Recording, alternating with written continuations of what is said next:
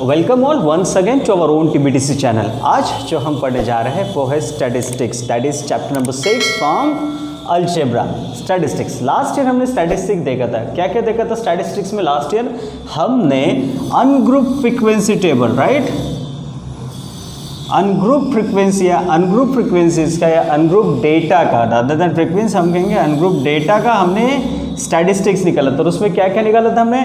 उसमें निकाला था हमने मीन, राइट, उसके बाद मीडियन एंड देन हमने निकाला था मोड। याद है? So in continuation with this one, this year we are going to proceed. और इस साल हम करेंगे ग्रुप्ड डेटा का, ग्रुप्ड डेटा का हम लोग यहाँ पे mean, mode, median and other things निकालेंगे। वहाँ पे हम लोग स्टैटिस्टिक्स पढ़ेंगे। तो बेसिकली स्टैटिस्टिक्स है क्या? Why this statistics had started, right? There was a scientist whose name was Francis Dalton. Okay, तो ये जो फ्रांसिस डाल्टन साहब थे, इन्होंने क्या किया था कि he started to collect data from agricultural fields या कहीं से भी। तो वो इनिशियली पूरा डेटा कलेक्ट करते थे और उसको एक ग्रुपिंग करके या उसको सॉर्ट आउट करके कुछ अनुमान निकालते थे। He is the fellow who, Francis Dalton is the fellow who afterwards started collecting the data of fingerprints, right? वो fingerprints का पूरा डेटा कलेक्ट करने लगा है। And at the end of complete data observation and analysis, what he comes to know, उन्हें क्या पता चला कि किसी भी एक पर्सन का फिंगरप्रिंट किसी भी हाल में दूसरे पर्सन के फिंगरप्रिंट्स के साथ मैच नहीं होता है। Whatever, he has put up some points also. Points यानी एक फिंगरप्रिंट्स के अंदर क्या क्या होना चाहिए, जो जो पॉइंट्स है वो पूरे पॉइंट्स निकाल के फिर उनका कंपैरिजन किया उसने। And after that he come to know that कि ओके, दो पीपल का फिंगरप्रिंट्स कभी भी सेम नहीं होता है, दो किसी भी इंसानों का फिंगरप्रिंट सेम नहीं होता है। उसके बाद डिपेंडिंग अपॉन हिज थ्योरी, लोगों ने बिगेस्ट क्राइम्स या क्राइम्स को क्रैक करने के लिए फिंगरप्रिंट एनालिसिस चालू किया। And then the fingerprint analysis comes to the crime detection. उसके बाद ही आया फ्रांसिस डाल्टन ने कई सारा काम आगे चल के इस सेक्टर में किया। तो द इनिशियल फेज जो कि डेटा कलेक्शन से लेके एनालिसिस का था, यानी जो स्टैटिस्टिक्स का पार्ट था, ही introduced into the mathematical world. तो वहां से स्टैटिस्टिक्स चालू हुआ है। This is what a basic glimpse of how the statistics started. अब स्टैटिस्टिक्स कई सारी जगहों पे यूज होता है। कहाँ कहाँ यूज होता है? एग्रीकल्चर में यूज कर सकते हैं, मैथमेटिक्स में यूज होता है। डेटा सॉर्टिंग के लिए statistics one of the important है। लास्ट ईयर हमने देखा था, कुछ एग्जाम्पल्स भी देखे थे। लाइक आपके कॉलोनी के अंदर कितनी व्हीकल्स है, उसमें से कार्स कितनी है, राइट? आपके क्लास में अगर टोटल 9th की क्लास का आपने टोटल एग्जांपल्स याद है कि आपके क्लास में टोटल 60 बच्चे हैं, तो उसमें से स्पेक्ट पढ़ने वाले कितने थे? It was a example, right? तो ऐसे कुछ हमने एग्जांपल्स लास्ट ईयर स्टैटिस्टिक्स में सॉल्व किए थे। So what we are going to learn in this year in this chapter, right? वो भी तो एक इंपॉर्टेंट पार्ट है। तो इसमें हम लोग सीखेंगे कि मेजरिंग द सेंट्रल टेंडेंसी, कि सेंट्रल टेंडेंसी को कैसे मेजर किया जाता है। तो उसके लिए कुछ पॉइंट्स हैं। फर्स्ट पॉइंट क्या रहेगा? फर्स्ट पॉइंट रहेगा कि उसको हम देखेंगे मीन, मीडियन, यानी ये जो लिखा है मीन, मीडियन एंड मोड। तो ये तीन वे से ग्रुप फ्रीक्वेंसी डेटा को हम लोग मेजर करेंगे। उसको बोलेंगे measuring the central tendency. And second part यानी half part of the chapter will be on other aspect. That other aspect is graphical representation of your statistical data. जो ये data हम लोग कलेक्ट करते हैं तो उसको ग्राफिकली रिप्रेजेंट करेंगे। तो ग्राफिकली कैसा रिप्रेजेंट करेंगे? एक है आपके लिए जो हम लोग यूज करेंगे, one will be histogram, second will be frequency polygon and third will be your pie chart, right? तो ये तीन तरीके से हम लोग गिवन स्टैटिस्टिकल डेटा को ग्राफिकल वे में प्रेजेंट भी करेंगे। So this is a small introduction regarding with your chapter of statistics. तो हम लोग एक्सरसाइज 1.1 की तरफ जाने से पहले ये समझ लेते हैं कि बेसिकली किस तरह से हम लोग इस को आगे बढ़ाएंगे। तो सबसे पहले हम लोग ग्रुप डेटा को जो डिस्ट्रीब्यूशन करेंगे वो यूज करेंगे हम लोग मीन, मीडियन मेथड से, जो कि हमने बताया था। फर्स्ट है कि आप सेंट्रल टेंडेंसी को मेजर करेंगे। सबसे पहले हम लोग वो देखते हैं। तो मेजर करने के लिए आपके पास अलग अलग मेथड्स हैं, राइट? तो सबसे पहले अगर हमें निकालना है तो हम लोग बात आते हैं मीन की तरफ, राइट? तो सबसे पहले हम लोग क्या निकालते हैं? मीन। तो मीन को कैसा निकालेंगे? तो मीन को आइडेंटिफाई करने के लिए हमारे पास तीन तरीके हैं। सो फाइंडिंग द मीन हम लोग तीन तरीके से निकालेंगे। राइट। सो मीन हम लोग निकालते हैं, पहला तरीका आता है आपका direct method, right, mean from the classified distribution frequency.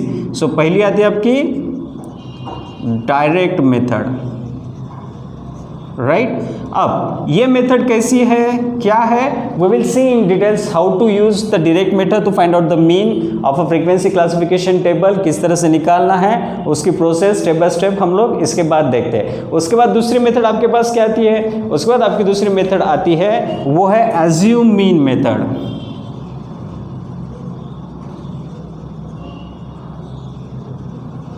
Right.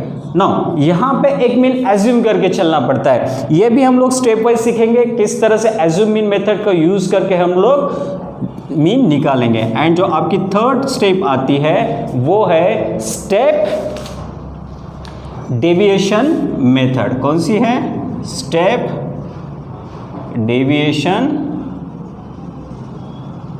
Method. तो ये तीन मेथड्स रहेंगे जहां पे आप डायरेक्टली क्या निकालोगे, जहां पे आप डायरेक्टली मीन निकालोगे, कहां से, फ्रॉम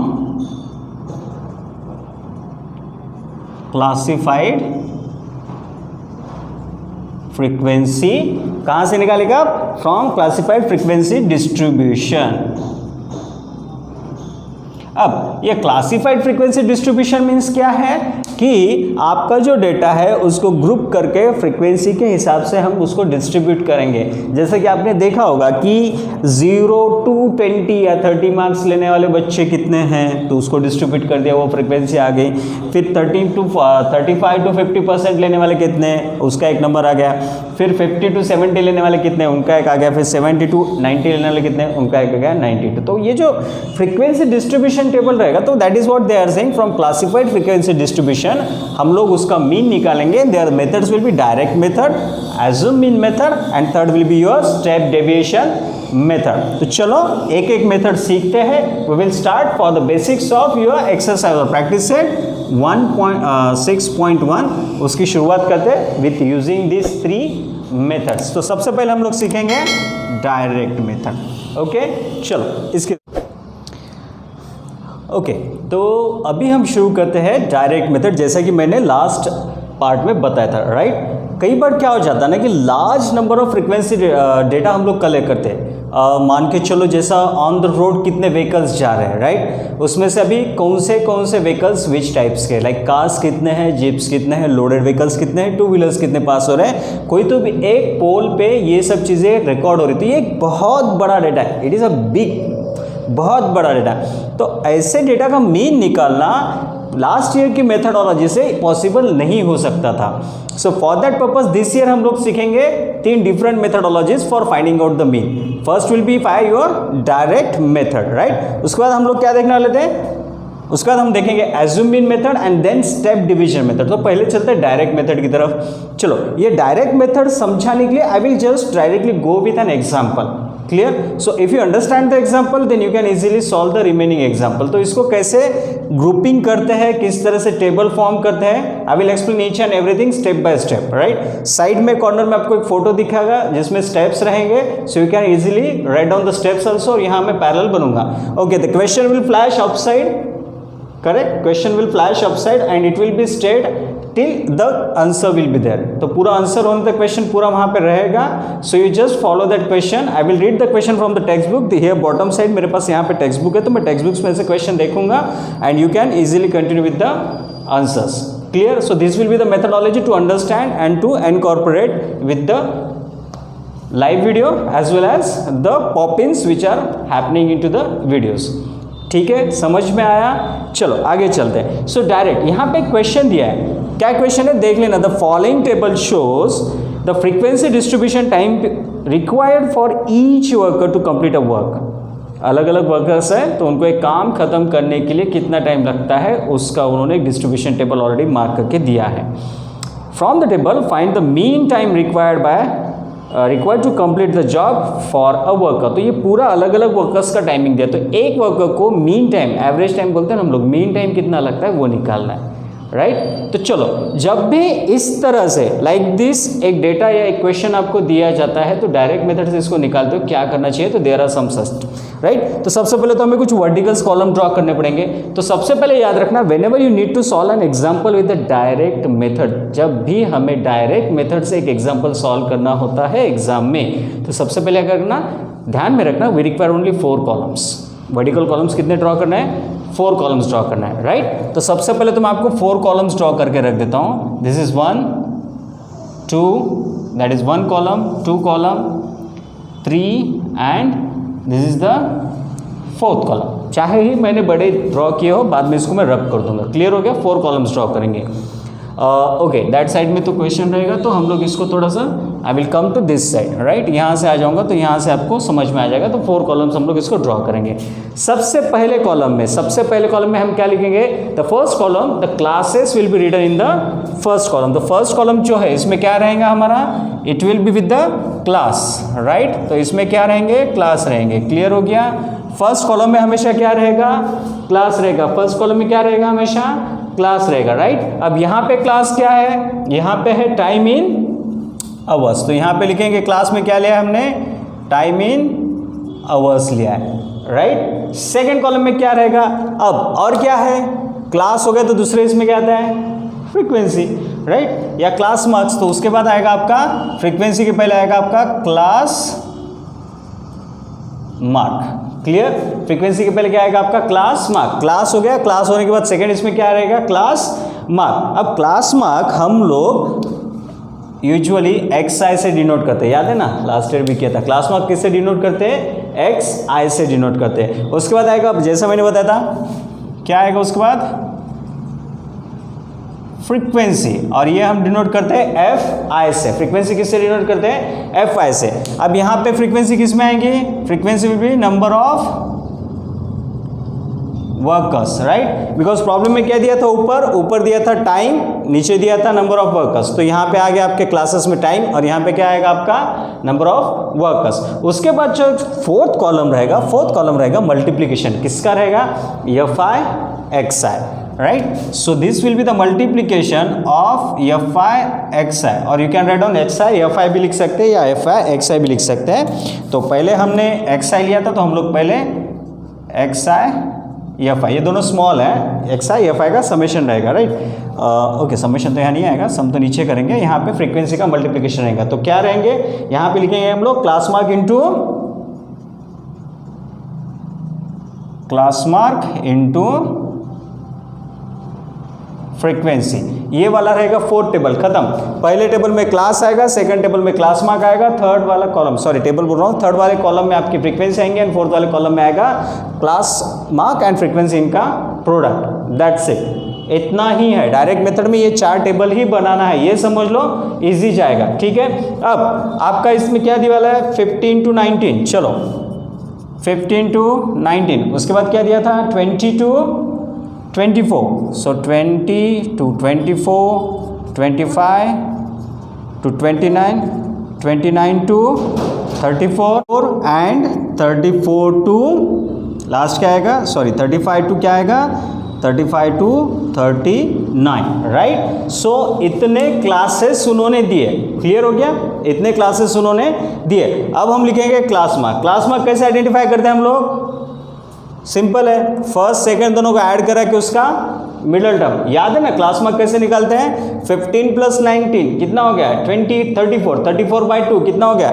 17, याद आ गया। दोनों को ऐड करके upper and lower class, right, upper class limit, lower class limit, ये दोनों को ऐड करके उसका जो 2 से डिवाइड करते हैं, एवरेज निकालते हैं, तो वो आ जाता है आपका क्लास मार्क। याद है, लास्ट ईयर हमने ऐसे ही किया था, क्लियर। तो ये आ गया आपके क्लास मार्क्स। तो 24 एंड 20 एंड 24 कितना आएगा, 22। तो सिंपल, ये 27, 32, 37। एक ट्रिक देखो, ये 2 निकल गए ना तो बाकी के निकल जाएंगे, बिकॉज डिस्ट्रीब्यूशन सेम है। क्लियर हो गया, डिफरेंस कितना है, सेम है, तो वो आ जाएगा। तो ये 7 to 7 to बस एक डिजिट बढ़ता जाएगा। क्लियर हो गया। तो दिस वे हमारे क्लास मार्क्स भी आ गए। अभी लिखते हैं फ्रीक्वेंसी। थर्ड टेबल में क्या आएंगे, फ्रीक्वेंसी। जो ये नीचे वाले नंबर ऑफ वर्कर्स दिए ना, that will be the frequency. कितनी फ्रीक्वेंसी दी उन्होंने, 10, 15, 12। तो 10, 15, 12, उसके बाद कितना आ गया 8 and 5, राइट। तो अभी ये नीचे आप इसको क्लोज कर दो, फिलहाल इसकी अभी ज़रूरत नहीं है, ये खत्म हो गया यहाँ तक, राइट। तो ये हो गया आपका टेबल तैयार हो गया।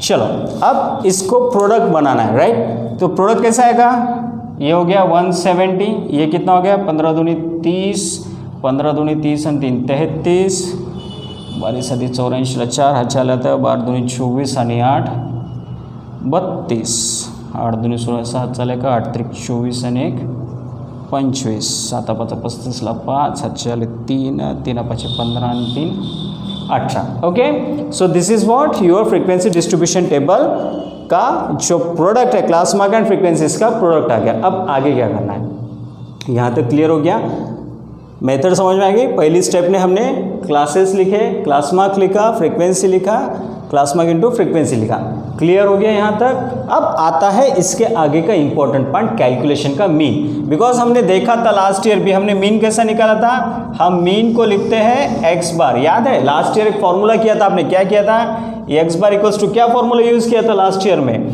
Summation x I upon N, and यहाँ पे क्या लिया था, आई एंड एन लिया था, याद है क्या, समेशन वाला सिग्मा वाला फॉर्मूला लिखा था हमने यहाँ पे, राइट।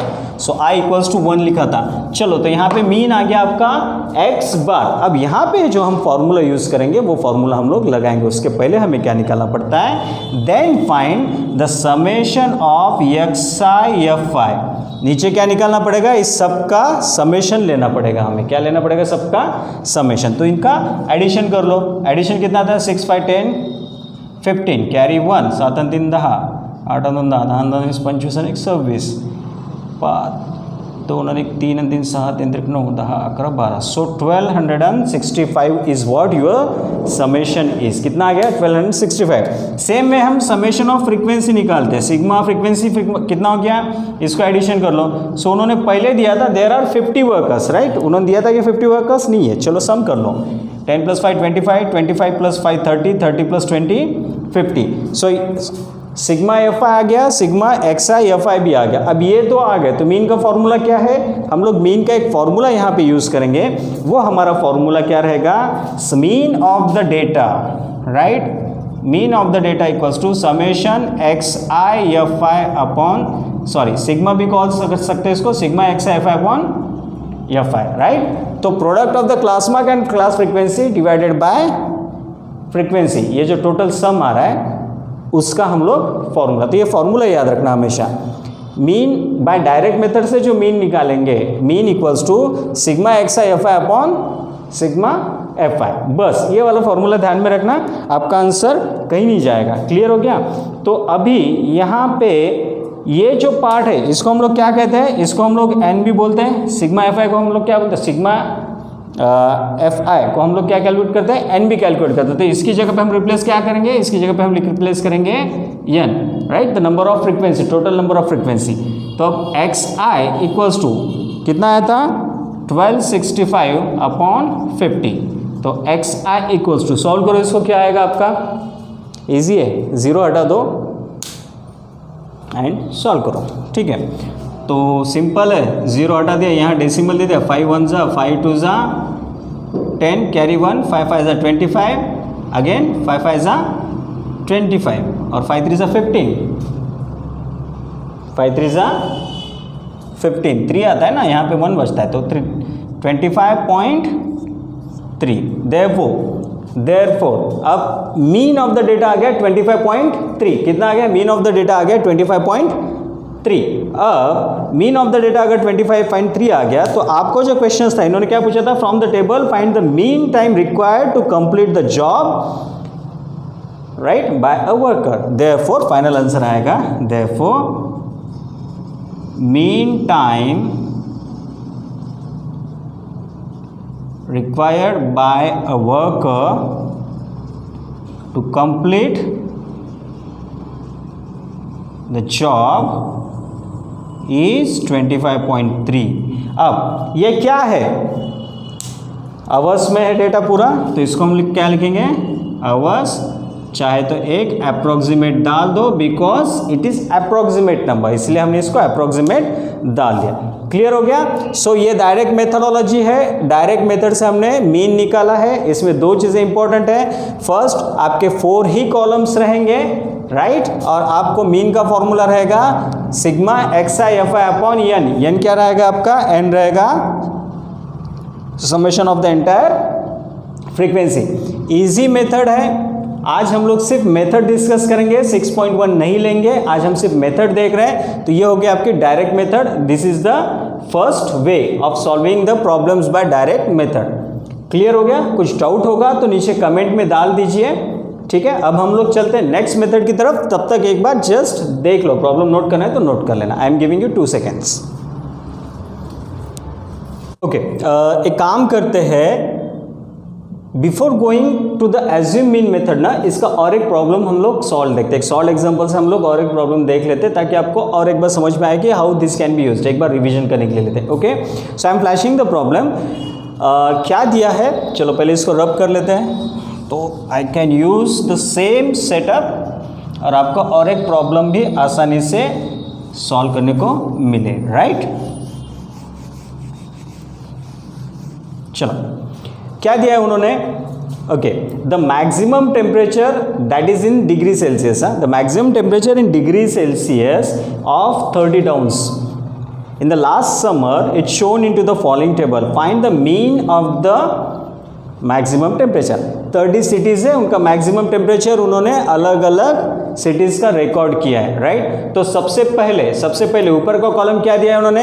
मैक्सिमम टेम्परेचर का ऊपर का कॉलम है, राइट। एंड नीचे के कॉलम में क्या दिया है? ऊपर के कॉलम में मैक्सिमम टेम्परेचर, नीचे के कॉलम में उन्होंने टेम्परेचर।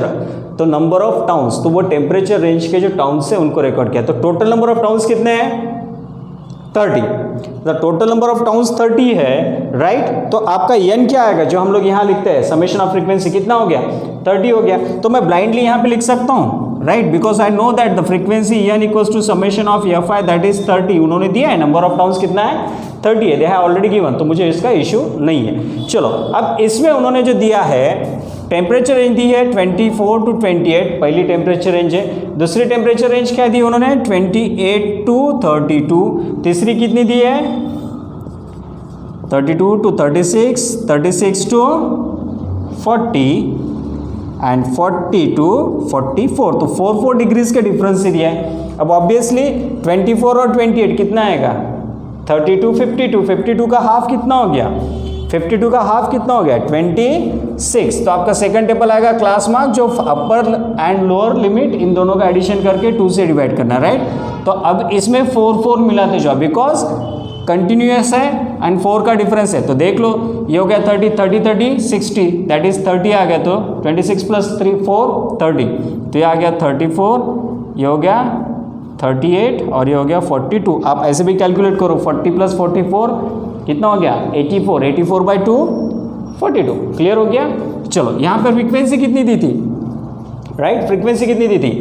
4 5 7 8 एंड 6। काउंट करो, 5 plus 4 9, 9 plus 7 16 plus 8 24 plus 6 30। Clear हो गया?